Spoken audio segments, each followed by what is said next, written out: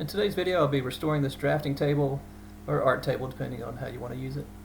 As you can see, it's in pretty bad shape. The person I got it from had been storing it on their front porch, and it looks like it had been out there for quite a while because there's a little bit of mold, definitely some water damage, and you can see the bracket for tilting the table is really beat up.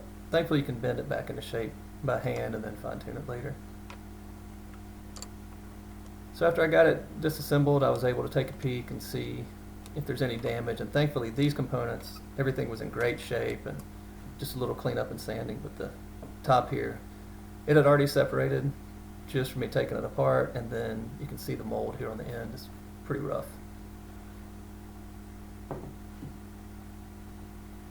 So I only used the scraper to get glue residue off in between the boards that had cracked and then the ones that I separate later. I don't want to sand it down and potentially make it uneven where it's not going to go back together nicely. And I haven't filmed a video in a while, so I don't know if anybody's seen our second shop supervisor here. He's doing a good job of inspecting and giving it a taste test. So I use steam to separate the other portions of the top.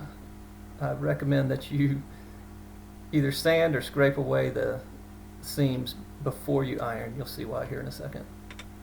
But some light tapping after the steam and it actually came apart quite nicely.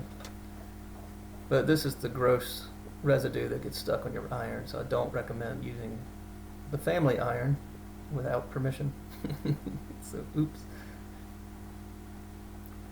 So after scraping the residue and getting the pieces lined up, tapped into shape and got them clamped.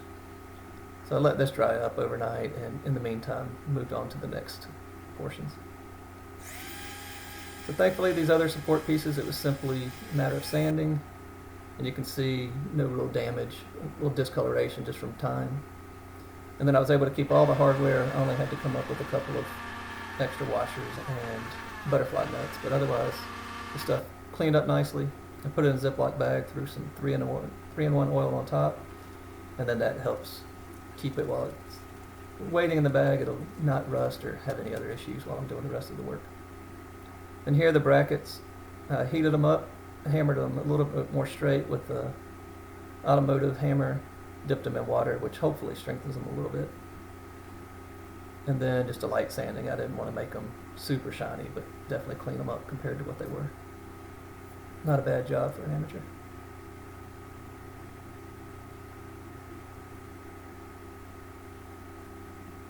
So after drying up, just scrape off the glue squeeze out, a couple of the big chunks of grime that were on top, and then sanded it from 60 grit up to 150. I've learned the hard way that if you sand over 150, the color that you use doesn't take too well. Then after you get it cleaned up, you'll see there's some visible water stains and discoloration, a couple of gaps that aren't too bad but noticeable. So before I used the oxalic acid, I took some wood filler, easy for me to say, wood filler, and closed up a couple of the gaps.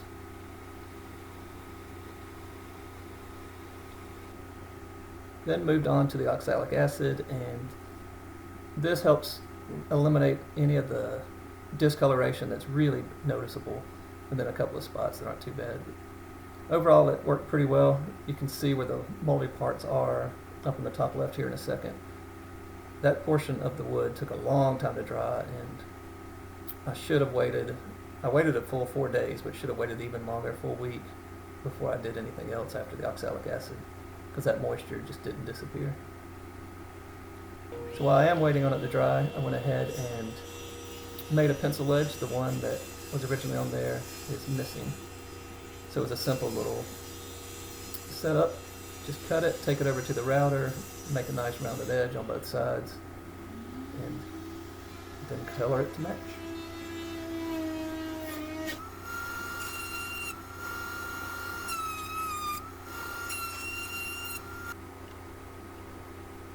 So for the finish, I used Danish oil again, as I did on one of my previous projects, and I really like the way this turns out.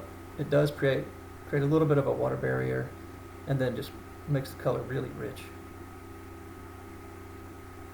So here I my intent was to put polyacrylic on all of the pieces, which worked really well on the supporting pieces, but the top, because of the moisture is trapped in there, it made these really harsh white stains. So off camera, I used some paint thinner to remove all that.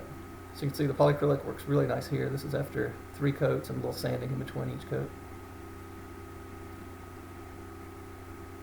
So as the top's drying out, went ahead and assembled the base, and it's looking really nice already.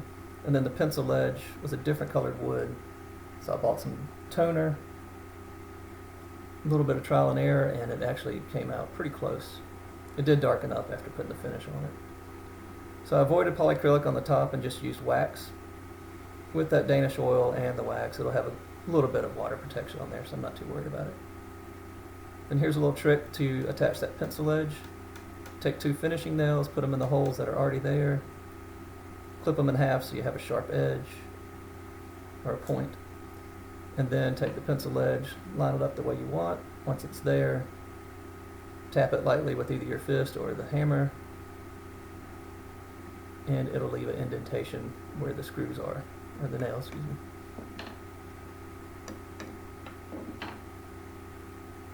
And that way you know that when you drill your holes, you'll be lined up where the screw holes are on the tabletop. So the first hole that I drilled goes all the way through, and that's kind of a pilot hole for the screws.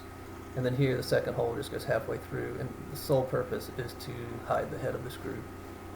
And then I'll further hide it by putting 2 dowels over the screw heads.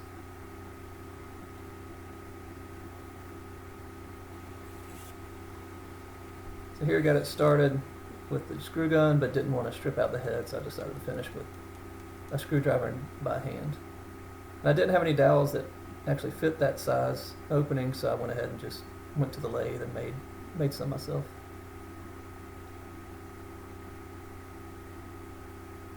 So they fit in nicely. It works well. And while that glue's drying, took some painter's tape and drilled a hole the same size as the dowel. And then I could put the painter's tape over the dowel and sand and stain and do anything I need to do without impacting all the nice wood that's already been finished. Probably would have been okay to not finish it until you get it put together, but I decided to go the way I went. And it worked well on this side, but the far side that you see up top, it did not work well. I ripped the tape, you can kind of see. So then I had to spray a little toner on some painter's tape and touch it up by hand. It doesn't look good up close, but from a distance it's not too shabby. After that pencil edge dried, I assembled it all together, brought it upstairs. The 2 supervisors didn't give me too much of a once over, so I think they like it. I'm really pleased with the color of it. It came in pretty well. Hopefully nobody is noticing that screw that went through the top, and I had to do a little damage control off camera. But all in all, compared to what it was, I feel like it looks really good, and I like it a lot. That pencil edge is a tiny bit darker than I intended, but it works, serves its purpose well. Then here are a couple of before and after shots. Pretty good difference between before and after.